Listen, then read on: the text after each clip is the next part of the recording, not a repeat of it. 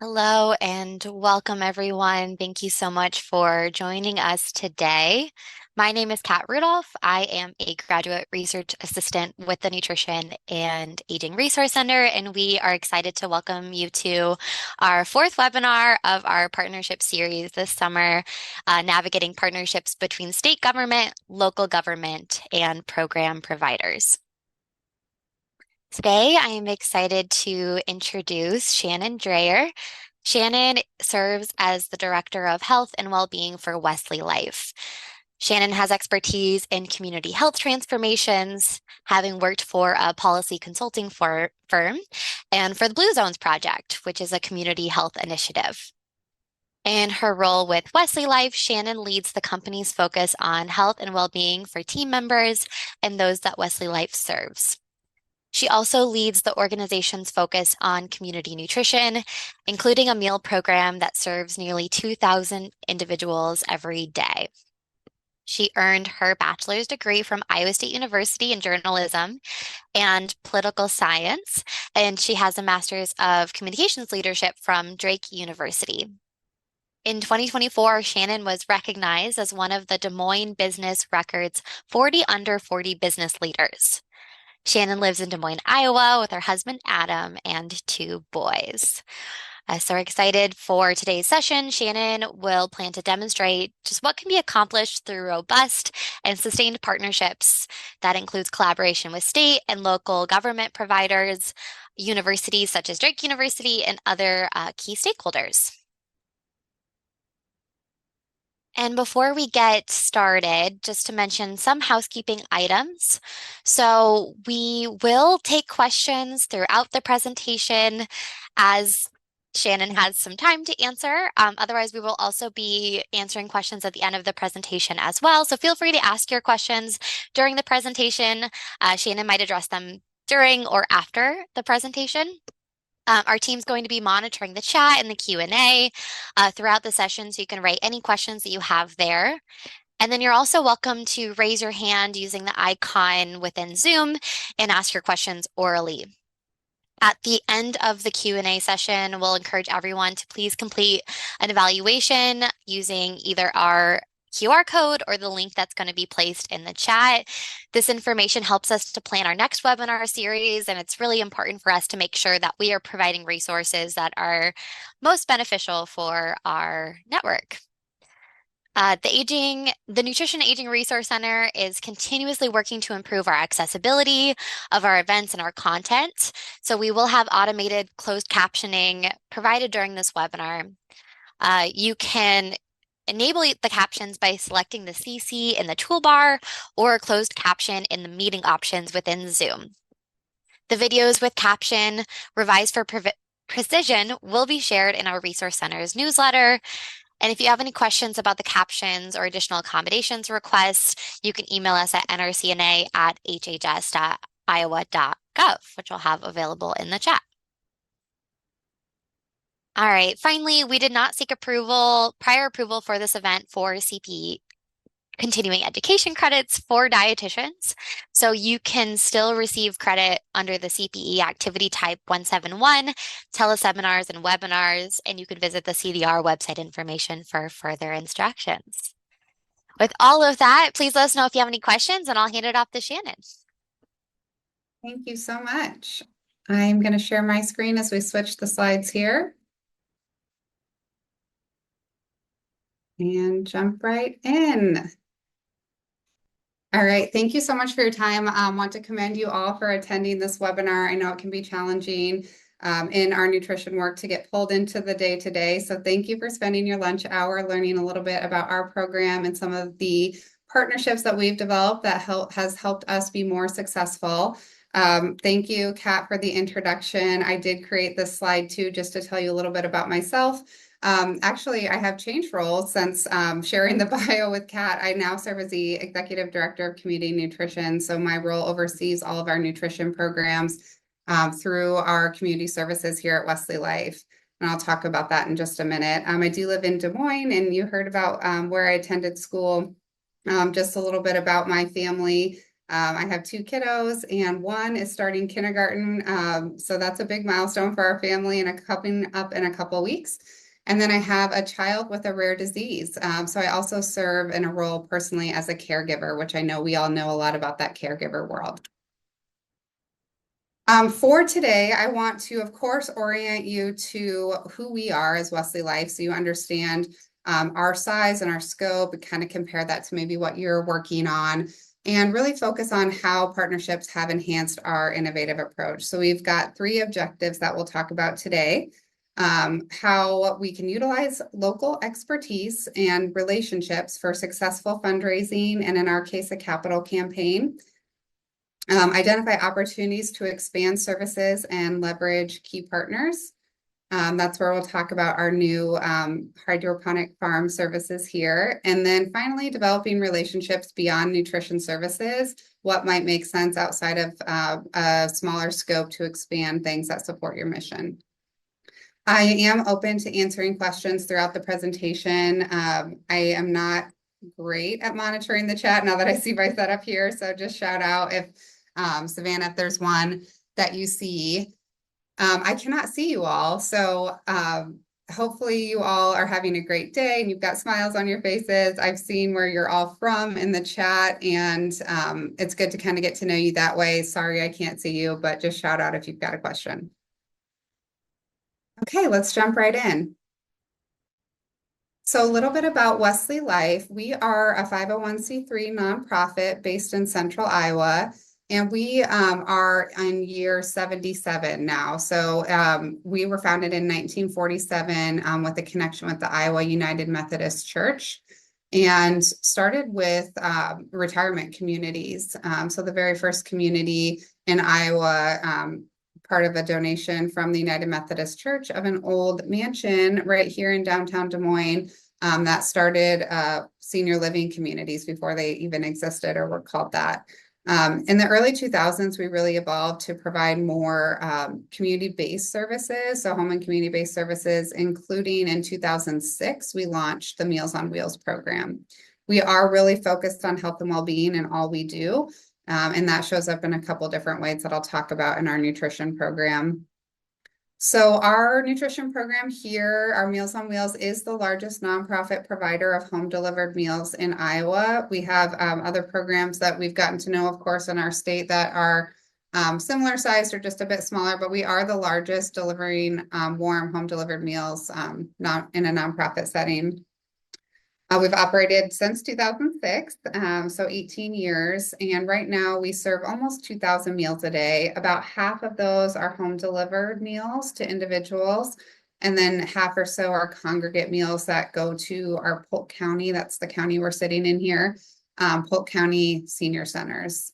So we have a really thriving congregate meal program in this county with lots of people attending and enjoying those meals. Of course, like probably many of you, our differentiator is that home delivered meals and safety checks, improving well-being and saving lives through that direct connection to those we serve. A little bit about who we serve. About 80% of our clients live at or below 185% of the poverty level, which is about $27,000 a year for an individual. We do offer private pay meal services. I know from talking with other Meals on Wheels programs, not everyone opts to do that, but we do have about 10 to 15% of our clients in any given time who are able to pay for their meals and do so. And that helps us better utilize federal, state, and local funds for our meals. Of course, many older adults are living alone nationally. 43% of older adults feel lonely. In our case, almost 70% of those we serve live alone.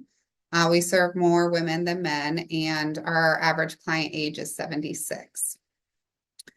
From a well-being standpoint, national studies through Meals on Wheels America show that our service reduces hospitalizations on average by 39%. And we keep track here at Wesley Life Meals on Wheels on the number of folks whose lives we've saved through our interventions and our services. And it's average between 3 and 7 lives a year. I think yet this year we've already saved 4 lives. So we know that this is a critical service for well-being. I want to talk a lot today about our new campus. So we moved into a new campus, which is where I'm sitting, in late 2023. So we moved October 29th, and this amazing hardworking team moved our entire office and many pieces of kitchen equipment over the weekend and did not lose a day of service, which I'm always proud to share. We finished our meals on Friday. Had a lot of help, of course, from contractors and movers, and moved everything, and we're up and running bright and early Monday morning to not discontinue service. This campus triples our meal capacity, so we know that there are going to be more folks in need of our service, and we're not meeting the need currently. So we have an expanded kitchen capacity. We are growing fresh greens on site. So that's the picture in the bottom right. Before anything was planted, you'll see a few more pictures here throughout the presentation. But we are enhancing the nutritional quality of our food with this farm, really. We initially started calling it a garden and started calling it a farm because it's significant with our hydroponic farm here on campus. And we're connecting generations through what we call Polk County Generations Hall, which is an event space where we host events and offer that space for rent for others and for our corporate partners.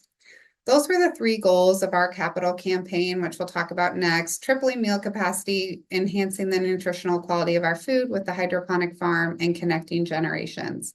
All of that has led to even more than we could have ever anticipated or expected, just deeper connection to our mission and public awareness of the need of those served through Meals on Wheels and those who are food insecure in our communities. Okay, so let's talk about those three objectives and how we can enhance our mission through these unique and important partnerships. Of course, we can never do anything alone, so it's so important that we develop these partnerships throughout our community. I want to talk first about fundraising, so how we can utilize our local expertise and relationships for a successful capital campaign. This building that we're sitting in broke records for Wesley Life. This was an $11 million capital campaign that was the largest campaign in our fundraising history. Again, Wesley Life has been around since 1947. We have 13 physical brick and mortar locations, 3 offices, lots of infrastructure, but yet this in our deep history has been the largest capital campaign to date. I mentioned we were focused on the 3 things: food insecurity, social isolation through that event space, and well-being through enhancing our food. We really stuck to that focus early on. How do we make sure that we're sharing this story clearly with those who might be interested in supporting our cause and who care about food insecurity, and be consistent? So we really made sure that we were clear about the 3 points and what we're going to achieve with this capital campaign. We were blessed to have funding from every level of government. So this capital campaign, $11 million campaign, received funding at the federal level, the state level, county, and city of Des Moines resources. One of those funders through the federal level, or the federal funder, was through the Association for Community Living. So just want to highlight that as we all work closely with NRCNA and others, that we're so grateful for that support. And these gifts helped match many corporate partnerships, individual donors, family foundations, and others who made this building possible. And so it just really underscores that it's not just a corporate project, not just a government project. There's no way we could achieve this with individual donors, but we need to spark for each of those audiences what is meaningful for them that helps them connect to our mission and make spaces like this possible. The best way to do that is through relationships. So we personally have relationships, and through other work that we've done with individuals throughout the community, we tapped those early on to create a volunteer fundraising committee. In my experience, I grew up in Des Moines actually and still living here, so a little bit biased to our community, but Des Moines just has an amazing fundraising community, and just as the support for our nonprofits is so impressive. This has been a tried and true strategy for many nonprofits in our community to create a fundraising committee and tap individuals who have proven success in that to help raise money on your behalf. These individuals were calling the corporate individuals and corporate leaders to ask for those gifts. So it wasn't always us asking for the gift, but people asking on our behalf who had those connections. And that's really important to make sure that projects can and do happen. They put in a ton of effort, and we are so thankful for their support to get here. In addition to a historic capital campaign, of course, we have ongoing fundraising needs. So one thing that's unique from a partnership perspective is that we really focus on the experience and the connection to our mission. And that's important as we think about how we steward and maintain our regular donors. So we want to make sure that they have a positive and ongoing experience, that they understand who it is that they may be supporting and donating to, and then what is that impact? So we are just going to accept the donation and say thank you. We really want to understand why the donor is motivated and really personalize their experience so they can maybe meet some of those that they serve or create different ways to get to know our mission up close. We really focus on what might be in it for them too. Of course, this donation allows us to do the important work that we do every day, but we want to make sure that we're highlighting how this could also support their corporate efforts or their individual giving goals. So we did include a picture here with one of our partners that we did an event just 2 weeks ago that was really, an opportunity to tell both of our stories of how we're combating hunger, and ended up on all 3 of our major news stations that evening. So these relationship building efforts tie into corporate connections and potential opportunities for donations, but also through media awareness and public relations. Next, I want to talk about opportunities that you might have to expand your services in nutrition and leverage key partners in that effort. We are really ecstatic to have our space here that includes a 3,000 square foot hydroponic farm. Some people have asked us why. Why hydroponics at Wesley Life Meals on Wheels? We're operating a pretty significant kitchen with a lot of logistics and different meals to go different places each day. That alone is a logistical and significant lift. We know that those who are most at risk often have the least access to fresh and locally grown produce. And particularly those, if we know 70% are living alone, many are homebound. Those folks don't have an opportunity to go to a grocery store, even if they had one in their neighborhood that has the most fresh or locally grown produce. So this was an opportunity for us to combat hunger, to support the well-being of those we serve, and improve the nutritional quality of our meals. We are fully operational and really excited to be offering this now to those we serve. So a little bit about our farm, 3,000 square foot indoor farm growing leafy greens to support our Wesley Life Meals on Wheels meals. So you can see in this picture, this was another early one from trials and different plantings that we had the first couple weeks. There's different towers there, and there's actually 47 of these individual towers that make up about 13 different rows. In our hydroponic farm, it is fully contained indoor lower level farm.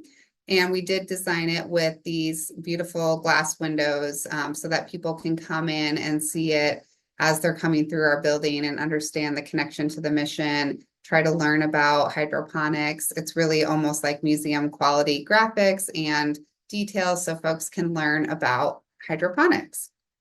I'll talk a little bit more about the educational components as well. But this farm operates year-round. We have one full-time team member and an AmeriCorps member currently, and a great troop of volunteers who are committed to enhancing our nutritional quality of food and enjoy gardening or farming. The space itself can produce up to 20,000 pounds of produce per year.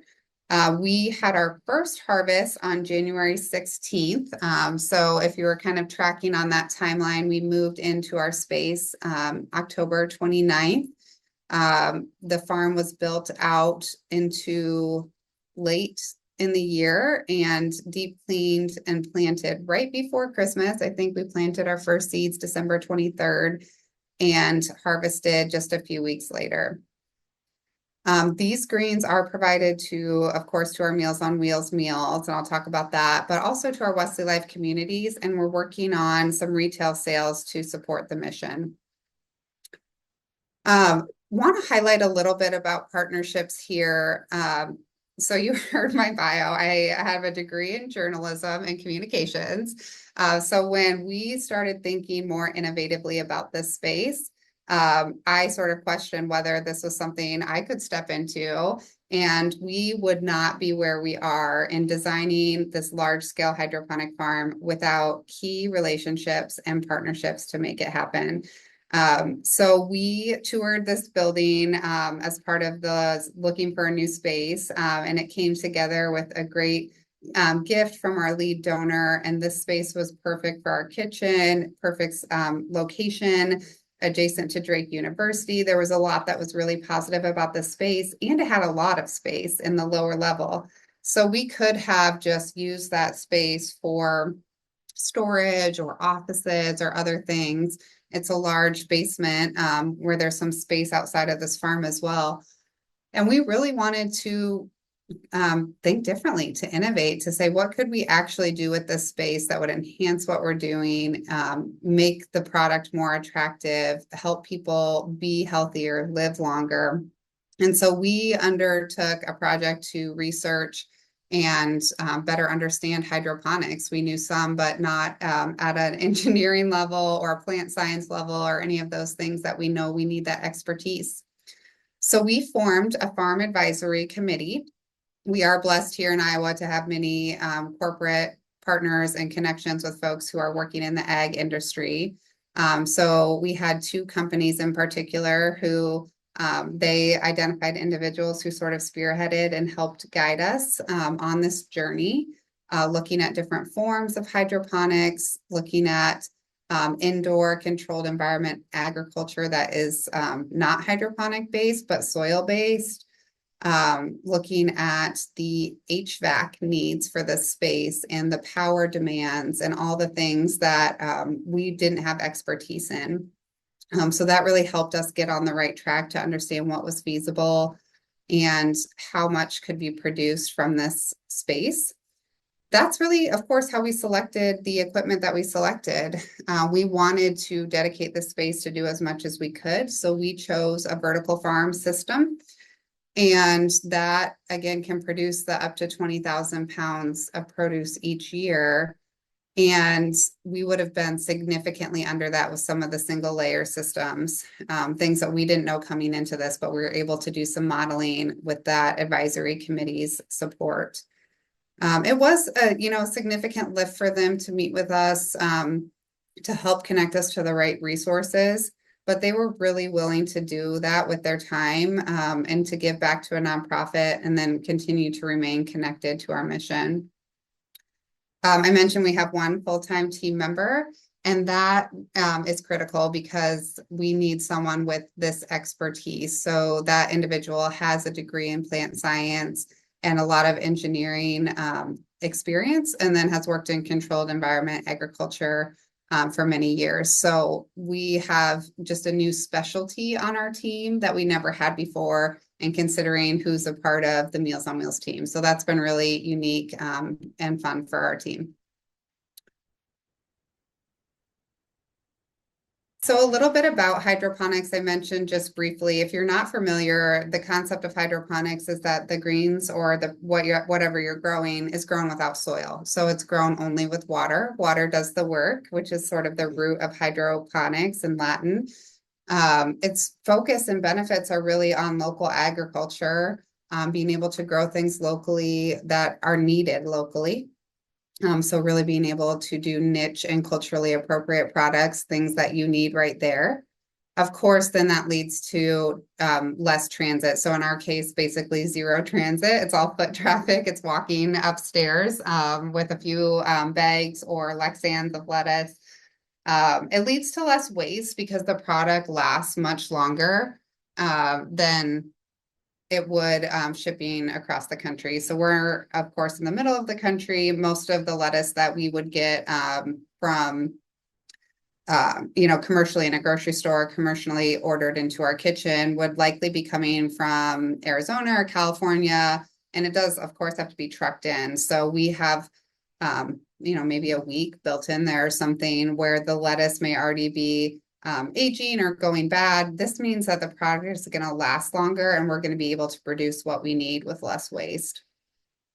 The highly nutritious water is always cycling through the system. So that's how hydroponics works. The water is always cycling. The roots are always wet with this nutrient dense water. And so the plants are able to pick up more phytonutrients, and it is a higher quality product because of that.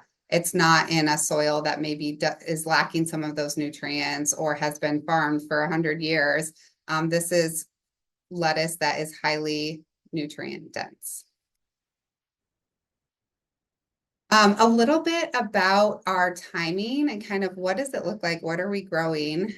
So the plants themselves are in a seeding and germination unit for about a week.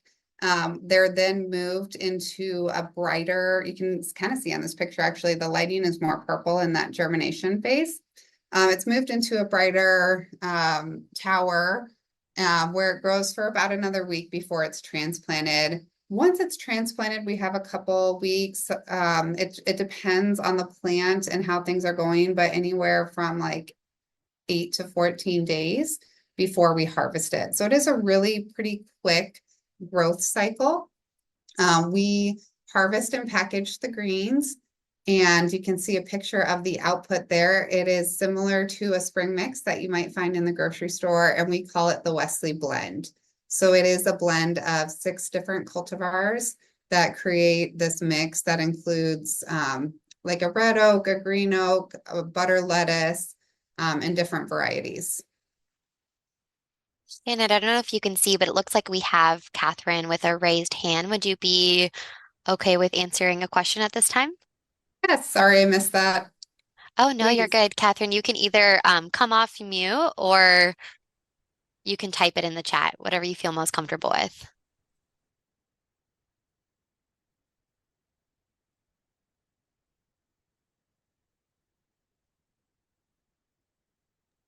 And there is a possibility that could have been an accident. So if it was an accident, then uh, just let us know if you do still want to ask a question. Otherwise, I'll let you move on, Shannon.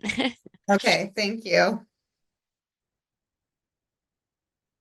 Just let us know if you have a question.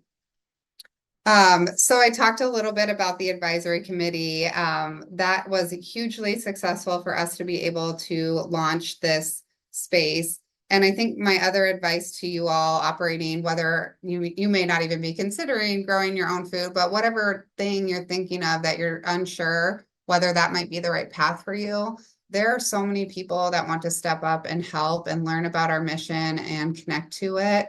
I was blown away by the number of folks that invited us in for a tour. So we reached out to basically all of the indoor farms that we knew in our area. Some of them were privately operated. Some were actually also nonprofit. Some were for profit. And we toured all of them. I don't think I got a single no or even no response. We toured a wonderful basil farm where it's an individual operation and they're selling to local restaurants and grocery stores. Toured another nonprofit that is growing a variety of products for a local homeless shelter. We just got to really get to know others who are doing this work, and we can't operate in silos. We have to partner and get to know each other, understand how our work intersects. So if there's something you're thinking about, don't be afraid to ask someone who might be doing something that you're looking up to or that you want to learn about, especially if it's an unknown topic like we were facing here. So the advisory committee was hugely successful.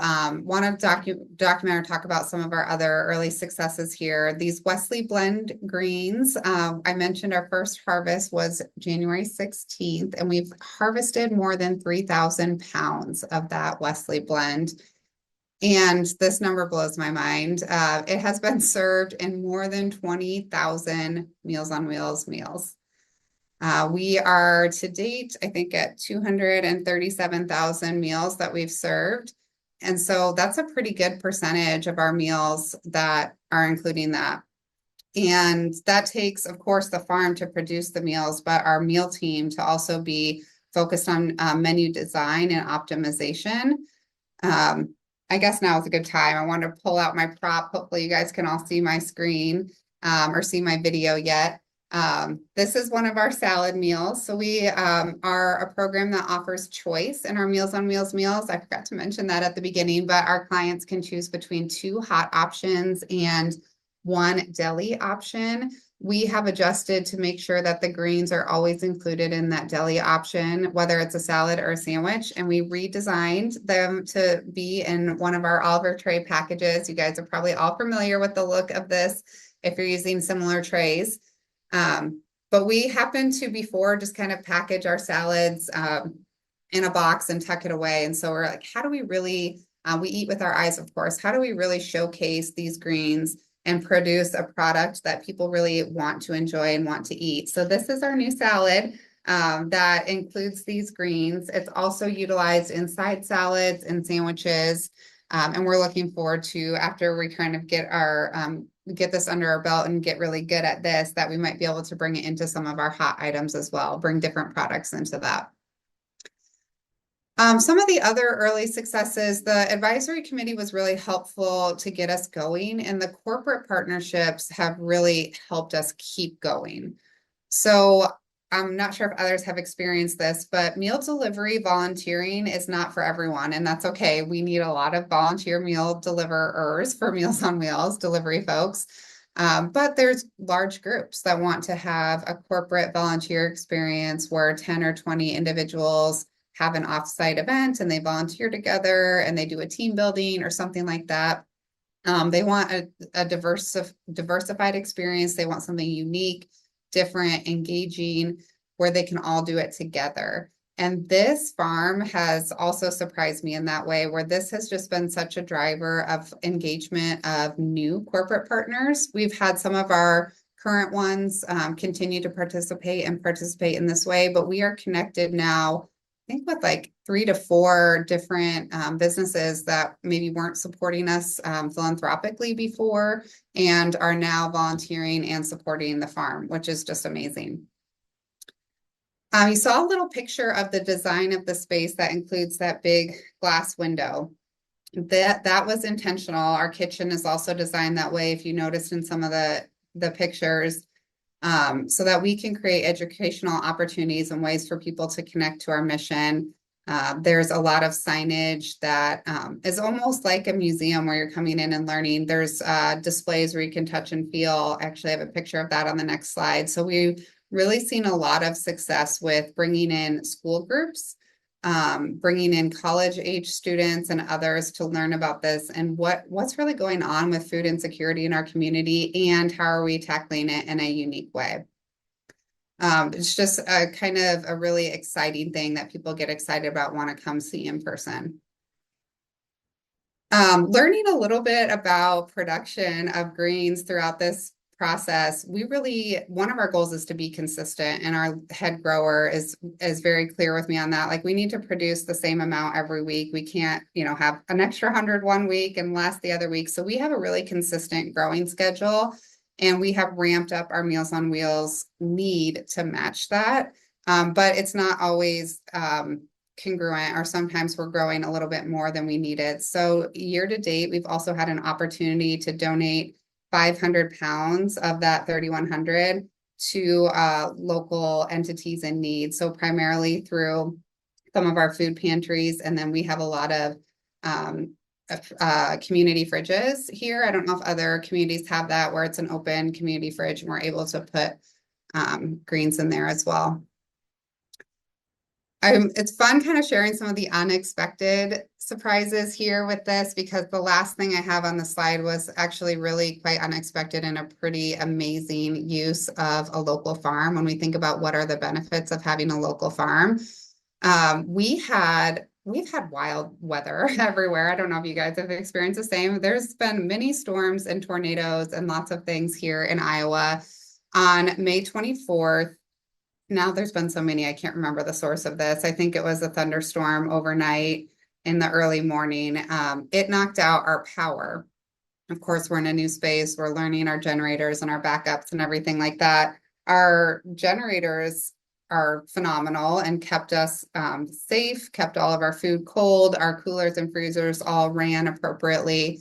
But the power went out at about 5 a.m. after they'd already started cooking all the meat for that day. They're fresh making all these meals every single morning in our kitchen. Um, so we were without power, didn't know how long it was going to last. Many of our systems were safe and operational, but the ovens and our tilt skillets and other equipment could not produce hot food.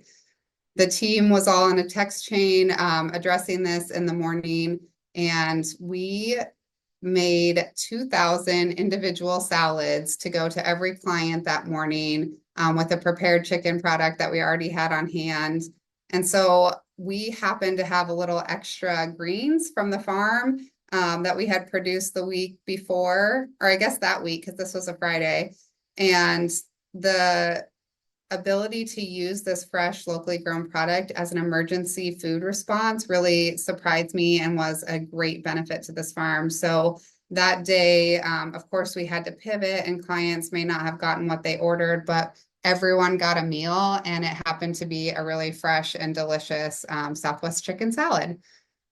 We also did that for all of our congregate sites, which was a switch too. So those are, of course, served buffet style. And so we had to switch all of that into a salad product. So that was kind of a fun early success. So a little bit about our outreach that I mentioned. You can see Aaron, he's our head grower. He's giving a tour here of the farm at our open house. And these are some of the displays that I was describing. I think it's a little bit easier to see here with the pictures, but you can touch and feel the material. It's called rock wool that the seeds are planted into. We have a jar of the seeds so people can see what they look like, an exhibit of the pump that's used to circulate the water. So we have been telling our story quite a bit and helping people understand and learn about from Aaron's expertise so we can be educational, but also ways that they can help volunteer for us. That's opened up, again, new volunteers that might not have ever reached out to Meals on Wheels before to help us or be a part of our mission. This is also my call out to you all. We'd love to see you. I can't see your faces right now, but come visit us. So if you're ever in the Des Moines area, my contact information will be in the chat. Of course, you can reach out about anything you've heard here today, but I would love to get to know you, show our space, especially for those in the Midwest. We'd love to host you and share what we're doing here. Okay, I've got one more item here to cover, and then we'll switch into questions. And I do see one in the chat around outlet for retail sales. Thanks for that question, Catherine. We have one that I'll talk about in just a minute, which is actually a local restaurant here on site in our space. So our retail sales have started very small. And we are looking to grow that into other restaurants, potentially distributors, and individual sales. So right now we have one restaurant, kind of two, 1.5 restaurants that we're selling to, and what's called a CSA program, which is community supported agriculture. If you're not familiar with that, you invest in a farm at the beginning of a season. If it's a traditional farm, receive a box of produce throughout the season. We are 24/7 or 365 CSA, so we don't have, the season of a farm here in Iowa where you might be getting lettuce earlier in the year and root vegetables in the fall. We are operating that year round. It is new to us. So we are just a couple months into this. We really focused on our mission first, like how are we going to get really good at the cycles, the growing patterns, the demands of Meals on Wheels.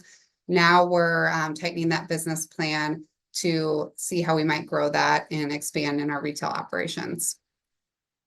We'll have a webinar on that next as we learn and grow that side of the business. So there's a couple things I haven't talked about yet with this space. You can sort of see it in this picture in the background. It's actually just meant to be a background picture, but I guess it's working out well as a transition here. Our sign, there's a lot of services happening in our space. One is an outside restaurant called Hugo's. So I'll talk about that. And then I'm also going to talk about Generations Hall, which is that event space. So again, we're thinking about stepping into things that aren't just meal service, but bringing people into our mission in different ways. So Polk County Generations Hall is a space that's open for rent, seats about 75 at round tables and more like 100 or so in a theater style setting. The goal of this space was to focus on creating intergenerational connections. And we are sort of leading that effort at Wesley Life, in addition to allowing outside groups to rent or use the space for their own need.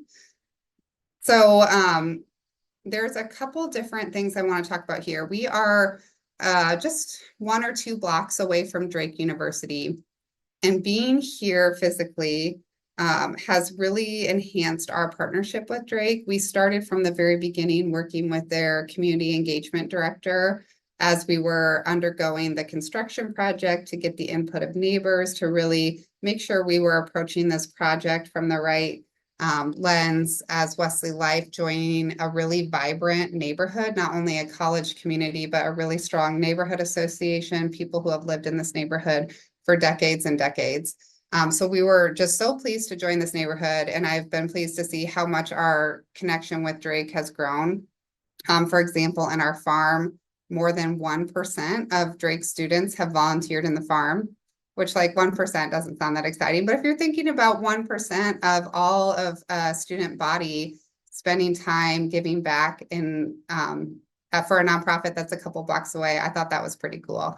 So we've had great connection to Drake students who are really giving of their time. The picture that you're seeing on the left is a really amazing intergenerational panel that we did with a group called Ollie at Drake. So that might be a term if you're not familiar to see if you have that going on in your area. Ollie stands for Osher Lifelong Learning Institute, and it's, I guess, sort of like a umbrella organization for lifelong learning at different universities. So Iowa State University also has an Ollie group. But it's lifelong learners who want to know more about any topic. And so they have a catalog of courses, and we have hosted a couple different sessions with them. This was a panel around the power of intergenerational connections. And we were able to hear from a Wesley Life team member, Katie, who leads programs with young children coming into a memory care setting. We're also able to hear from Billy Joe, who is a regular Meals on Wheels driver who brings along her grandchild who has autism and the impact that that has had on him and on those we serve. And then this pair, Al and his mentee from Monroe Elementary here in Des Moines, and they talked about their mentorship relationship that when he started volunteering at the school system. And so some stories that were connected to us and others that we found to highlight. And this was a really moving panel and opportunity for people to understand just the power of connecting people across generations, and really spoke to what we wanted to do with this space. We've also done a really neat project that we found online called Generations Over Lunch. And that allows people to come together and talk about different topics. We did this in partnership with the Drake University class. So there was a student group that helped us plan these, but we also worked with AARP. Actually, the AARP State Director, Brad Anderson, is pictured here to help promote it and identify topics for us. They're also using the space for their speaker series that they do. But this is a really cool concept. If you have a space and are interested, I highly encourage checking out. The website is Generations Over Dinner, and we turned it into a lunch concept. And you're placed with varying generations at a table. In one of our series, we gave people a colored dot, and there you had to sit at that same color at each table so that we would mix it up and have one from each generation. And they were given various topics to talk about. And it could be anything from like, what was the best advice your parents gave you, to what brings you joy each day, or what motivates you? What are you worried about?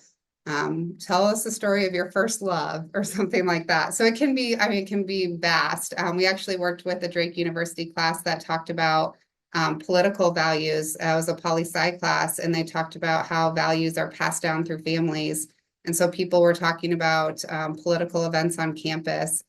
There was protests currently happening this spring at our college campuses, and older folks were sharing about Kent State and Vietnam protests, and these things were really interweaving. It was pretty powerful to hear the stories.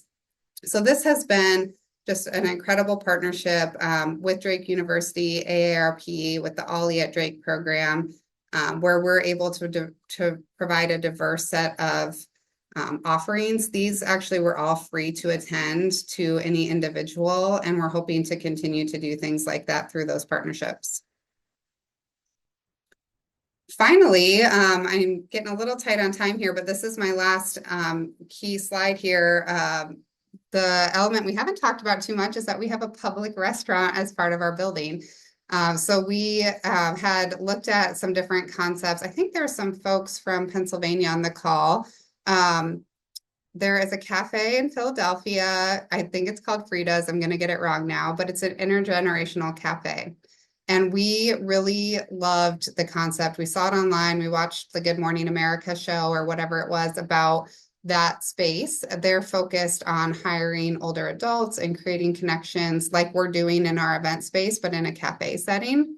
So that sparked interest for us initially, and we've identified an opportunity to create this local restaurant. And we did opt not to manage it or run a cafe like the Frida's that we saw in Philly. But we have an outside, really well-known local restaurateur.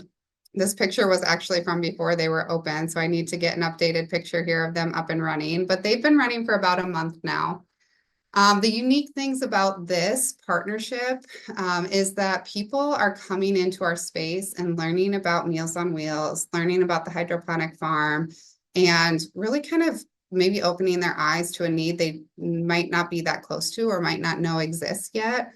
The restaurant is open Tuesday through Sunday, and so we are like an open to the public building. So as we think about how we designed things with the glass to see the kitchen, the glass to see the farm, that was all very intentional. Lots of signage, graphics to tell our story along the way. There are give back opportunities with this team and space, and it's just a great way to bring people into our mission. The other thing is, to some degree, it offsets our expenses because they're sharing some of the cost to operate our building. And snow removal and things like that add up, as likely the operators on the call know. So it's a great way to spread our mission for people to learn about what we're doing and to offset expenses. It is a Mediterranean style wood-fired kitchen. It's right below me, and I try not to eat lunch there every day because it is quite delicious. So one of the things with our curriculum here, of course, was to talk about partnerships, but then to inspire you all to kind of take some action in your own communities. I mentioned a few things in programs that we've really looked to and ways that we've been creative to ask for advice, to go to other nonprofits or other organizations to really get some champions to help us create this really mixed use and diverse and vibrant space that we have here. But one of my calls to action to you is maybe just think about your radius, like whether that's depending where you're sitting, maybe it's just a mile from your office, or maybe it's 2 or 3 miles. What are some of the organizations that are really nearby that might help advance your impact, or that you could discuss ways to partner maybe in ways you never even thought your missions would align, something that's mutually beneficial for both of you? So my call to action to you is to try to reach out to one person like that in the next couple of weeks and just have lunch with them and say, what is the way that our missions might interact and we might come together to improve our community? And I know we wanted to leave some time for questions. I don't see any in the chat here, but I'm not sure, are folks able to come off mute, Kat, or do we want to If take you some will raise questions? your hand or just let us know if you have a question in the chat. I was wondering, Shannon, I know you kind of briefly more mentioned it near the beginning of your presentation, but we did have a question if you could expand a little bit more about local and state government partnerships that were involved. Yes, yeah. So we worked really closely. I would say maybe most closely with our county leaders. In fact, one of our county supervisors served on that fundraising advisory committee that really helped raise all the money for the building. In addition to Supervisor Angela Connolly, we also had, I mentioned our AARP State Director, Brad Anderson. He helped serve in that role as well. So tapping individuals to help you raise that money or make those connections or advance your mission, who are those key leaders. We've also had really strong partnerships with our county in terms of our congregate meal program growth. So we really wanted to triple our capacity, reach people in new ways, and just 13 months ago, we were not providing the congregate meals to our county. Through connections and conversations with them over many years and preparing ourselves to be able to operate that, we now have won the bid for that contract, and that's been really successful to expand our mission and source more of our food, our meals for older adults here at this space.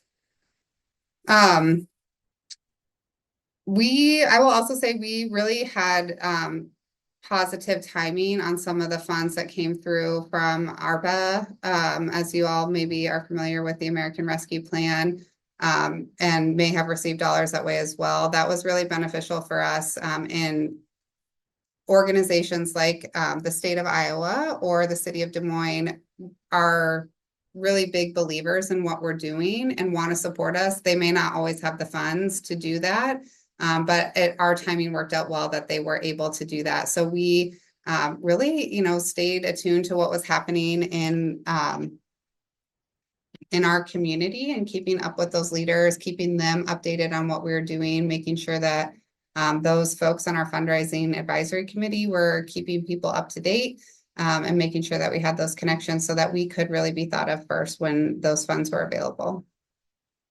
Great, thanks. I know it's a broad question, but do you have like two or three best practices or tips that you would give to people that are interested in partnering more with their local government?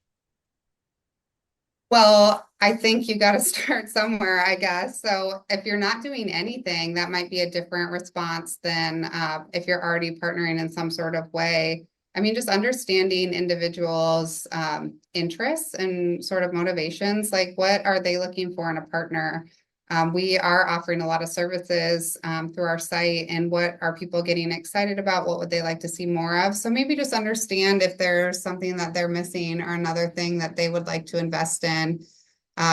Some communities or some Meals on Wheels programs are doing like a home repair service. You didn't hear me talk about that today. We don't have a home repair service, but that's something we are actually talking with our city leaders, county leaders, our local Habitat for Humanity and Rebuilding Together. I was trying to remember the name of that, Rebuilding Together, because there's sort of a coalition here in Des Moines focused on affordable housing and how home repair comes together with that. So we're just asking to meet with them and say, hey, we'd love to, refer folks. We want to be involved. We want to support what you're doing already. But we know that that's not an area that we're going to focus. So maybe just think about areas you want to focus, and also, be a supporter and a champion and an advocate on the areas where you don't have services, but you can refer people or you can lift up other people's missions as well. Great, thank you. And yeah, people can feel free to raise your hand, put questions in the chat or the Q&A. I do have a couple of questions myself too that I can go ahead and ask as well, but just a reminder to feel free to continue to pop some questions in the chat. And also, please consider filling out our evaluation. We have it linked here in our webinar chat, and we'll also be sending out the survey in our emails that we'll send out in conclusion of the webinar as well, alongside the slides. And always feel free to reach out to us or Shannon if you have any other questions. I guess one other question that I have for you, Shannon. So we got to see, it's always fun to share the success story and the final product. I was kind of wondering if you have any stories to share about like the messy beginning or the messy middle, if there's any points, whether from your experience earlier on working with Wesley Life or just others within the organization that might have had some doubts and uncertainties and you just didn't know back at the time that you're going to be able to get to the stage that you are now. So just any thoughts or perspectives or advice from just being at those earlier stages when it comes to establishing partnerships and being persistent? Yeah, I think there's a lot of messy middle. If anyone has been involved in a building project, that's not related to partnerships, but the first thing I think of is just, the stress and everything that comes with outfitting a space. It took us a year to build or to renovate the space. Um, I think some of that, so I've been with Wesley Life 6 years and we wanted to move. I think every single one of those 6 years, actually, before I started, they almost had a new space. And I think it's sort of um, all fallen into place in the right way. That space wouldn't have been the right thing for us now looking back on it. But there's been so much messy middle of our former kitchen and how and can we grow and in what ways. And I think this space has proven to us that just um, maybe being a little bit patient for the right thing and being a bit bold can get more um, support for your mission and ability to advance and do things in new ways that we frankly never thought possible. Again, I'm a journalism major, and if you told me 6 years ago I would have started a farm, I would not believe you. So I think just being open-minded to asking the right questions, being curious, maybe not shutting things down, because there was moments throughout our farm planning process where we weren't sure what the direction would be. And we're still working through that, as I mentioned, with the business plan. We are really successful at the current product, but what might those future ones be? So while elements are maybe really successful and moving forward and we're operating and things are going well, there's pieces to it that are definitely still messy middle. Great, thank you. Well, we'll stay on for a couple more minutes if anybody else has questions for Shannon. Otherwise, we just really want to thank you for your time joining us for the webinar today.